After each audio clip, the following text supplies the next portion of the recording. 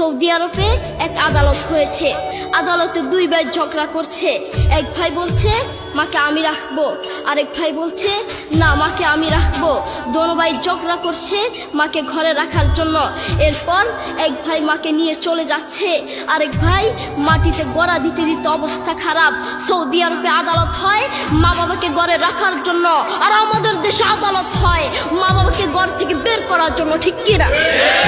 যুবক, তোমাকেই বলছি, তোমার বন্ধু তোমার আপন নয়, তোমার বউ তোমার আপন নয়, তোমার শ্বশুর শাশুড়ি তোমার আপন নয়। এই পৃথিবীর বুকে আপন হলো তোমার মা এবং তোমার বাবা।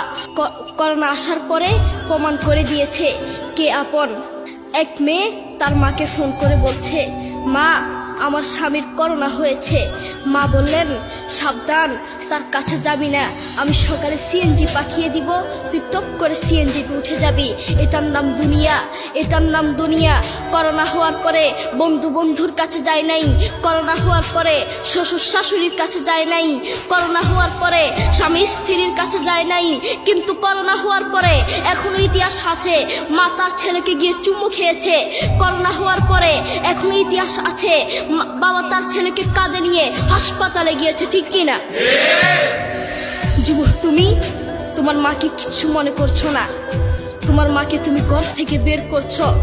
ছেলে বিদেশ থেকে এসেছে, এসে শ্বশুর বাড়িতে গিয়েছে, তারা তাকে উল্টাপাল্টা বুঝিয়েছে।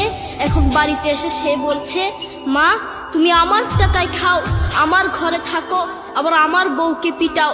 এই কথা শোনার পরে কি কোনো মার কলিজা আছে? মা বাথরুমে গিয়ে আধা ঘন্টা কাঁদতে লাগলেন। কেঁদে অজু করে নামাজে দাঁড়ালেন। নামাজ পড়ে আল্লাহর কাছে বলতে লাগলেন, আল্লাহ তুমি আমার মার উপর রাগ করিও না, আমার ছেলের উপর রাগ করিও না, ও ভুল করেছে, তুমি আমার ছেলের উপর রাগ করিও না, আমি আমার ছেলেকে বুঝাবো। এরপর মা গিয়ে ছেলেকে বুঝাচ্ছেন, বলছেন বাবা তুমি আমাকে বের করে দিবা, সমস্যা নেই, তুমি আমাকে বের করে দিও, কিন্তু আমার একটা স্বপ্ন আছে। ছেলে বললেন কি স্বপ্ন বলেন? মা বললেন তুমি বাজারে গিয়ে একটা পাকা আম নিয়ে আসবা, এসে তোমার বুকের উপর রাখবা, সকালে উঠে ওটা আমি খাবো। এরপর ছেলে বললেন আচ্ছা ঠিক আছে। ছেলে বাজারে গিয়ে একটা পাকা আম নিয়ে আসলো, এসে বুকের উপরে রাখলো। 5 মিনিট না যেতেই সেই আম পিঠের নিচে পড়ে চ্যাপ্টা হয়ে গিয়েছে। এরপর ছেলে মাকে বললেন, মা তুমি কি সকালে উঠে আমটা খাবে? ওটা 5 মিনিট না যেতেই পিঠের নিচে পড়ে চ্যাপ্টা হয়ে গিয়েছে। এরপর মা চোখের পানি ছেড়ে বলল, বাবা আমি আসলে তোকে খাওয়ার জন্য বলি নাই, আমি আম খাওয়ার